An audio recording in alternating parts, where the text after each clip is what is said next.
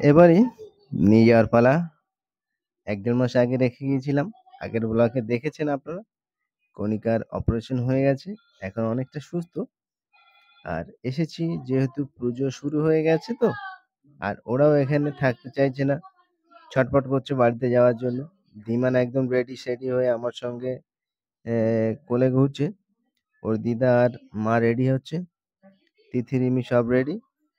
আর লোক সংখ্যা আমাদের যথেষ্ট বেশি। যার জন্য বাসে যাওয়াটা একটু চাপের। ব্যাগ-ফ্যাগ নিয়ে অনেক কিছু নিয়ে বাসে ওঠা-নামা। যে আর কণিকা তো এমনি শরীরটা অসুস্থ আছে এখনো একটু। তো আমাদের গাড়ি রিজার্ভ করা আছে। যে গাড়িতে আমরা এসেছিলাম ওই গাড়িটাই আবার আ আসতে বলা আছে। তো গাড়ি আমাদের খুব তাড়াতাড়ি ঢুকে যাবে। ধীমান এদিকে মাম্মামের কোলে একটু আদর খেয়ে নিচ্ছে। অনেকদিন মাম্মাম দিদির সঙ্গে দেখা হবে না। আর তানিশকে তো কি বলবো, তানিশ ঠাকুমাকে ছেড়ে অনেকদিন থাকবে।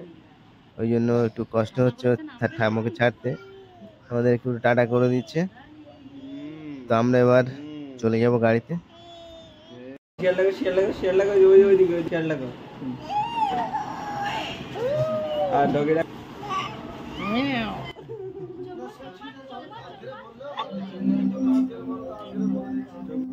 সবাই আমরা রাস্তায় চলে এসেছি।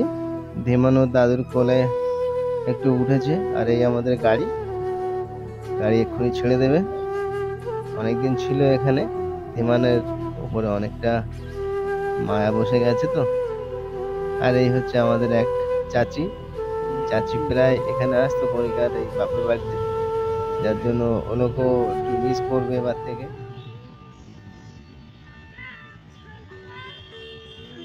এই তো।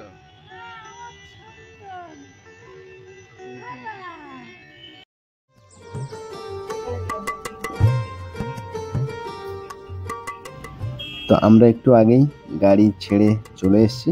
ওই দেখুন একটা প্লেন ল্যান্ড করছে। মানে আমরা দমদম এয়ারপোর্টের পাশ থেকে এখন যাচ্ছি।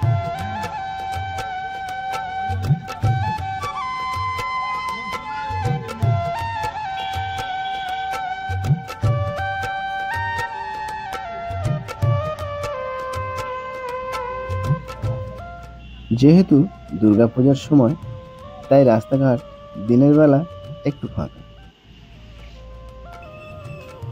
যেতে যেতে সুন্দর একটা পূজা মণ্ডপ দেখতে পেলাম। আগেও দেখেছি, ভিডিওটা করতে ভুলে গেছিলাম। সামনে দেখুন ওই একটা সুন্দর পূজা মণ্ডপ। কলকাতাতে কিন্তু খুব ঘন ঘন পূজা হয়। এখন আমরা চলে এসেছি সিটি সেন্টার 2।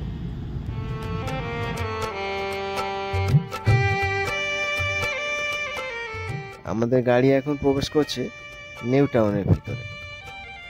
নিউ টাউন শহরটা এত পরিষ্কার পরিচ্ছন্ন, যেখানে আসলে আপনি বুঝতেই পারবেন না যে আপনি এখন কলকাতাতে আছেন। না কোনো ট্রাফিক জ্যাম, না কোনো যানজট, ধুলো ময়লা কিছুই পাবেন না আপনি। সামনে দেখছেন বিশ্ব বাংলা গেট। এই বিশ্ব বাংলা ঝুলন্ত রেস্টুরেন্টটি কলকাতার একটা আইডেন্টিটি বলতে পারেন। এখানে যদি আপনি খাওয়া দাওয়া করতে ওঠেন, তাহলে আপনার পকেট থেকে মোটা অঙ্কের টাকা খসে যেতে পারে। তাই ওঠার আগে সাবধান।